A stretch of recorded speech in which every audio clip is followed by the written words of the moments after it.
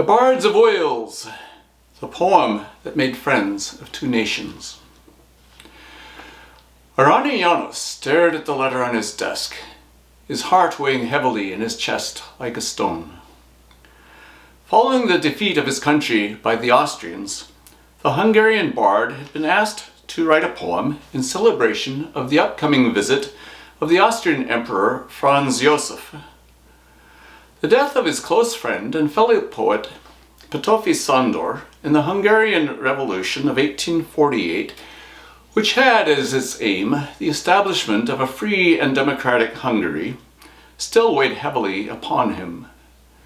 His soul rebelled at the idea of writing praises of the man whom he held responsible for his friend's death.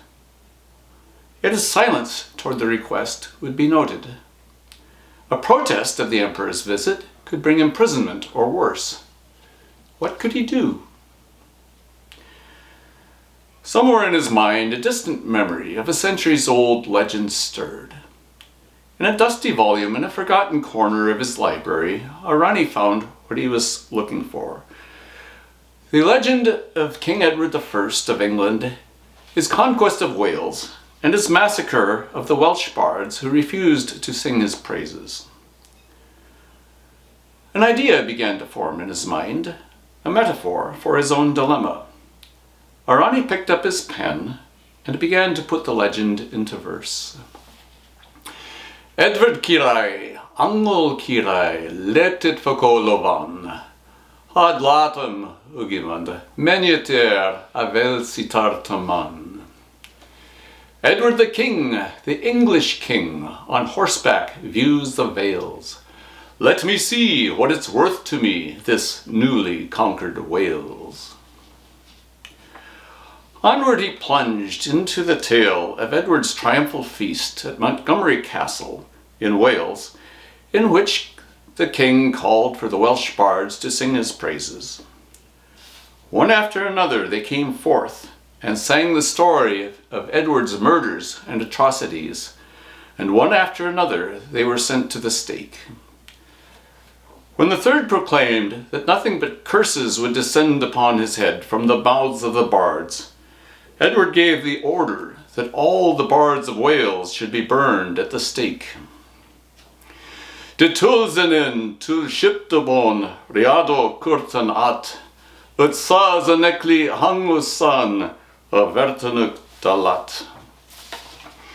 Above the English horns and drums a defiant shout prevails. 500 martyred voices sing the deathless cry of Wales. Arany put down his pen. He had done it. Walesi Bardok, the Bards of Wales, had emerged without a word about Emperor Franz Joseph, without a word about Austria or Hungary, but as an epic poem about a far-off forgotten land and legend. A poem that Arany told the gullible Austrians was a translation of a ballad about a victorious king. But to his fellow Magyars, the allegorical message rang clear: we will not sing the praises of a tyrant. 2 generations passed, and with them Arany Janos. He did not live to see Hungary emerge as a free, independent nation from the rubble of the First World War. But with its rise came a resurrection of his poem as Hungary's national epic, one learned by heart by all the children of the country. And the epic crept beyond the borders of Hungary. Here and there at Welsh cultural gatherings, the Welsh began noticing Hungarian visitors. "What brings you here?" was the Cambrian question. "Well, we have this poem," began the Magyar reply.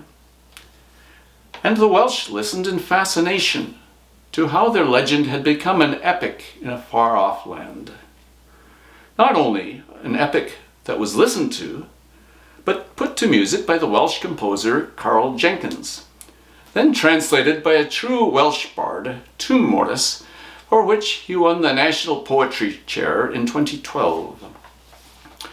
O lad a Saeson daith the tern ar given the geffil gwyn, ac meddai Edward, vaint you gwerth the tiroedd newydd hyn.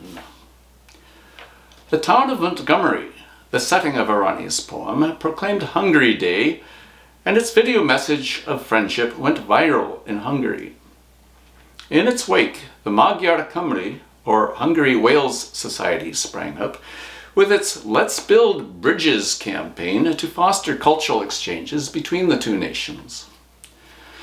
But beyond the two nations of Hungary and Wales, larger messages spread of how cultural contrast can create connection and not conflict, of how we can use poetry and heritage to forge international friendships, and the deathless, immortal message of the bards: we will not sing the praises of tyranny.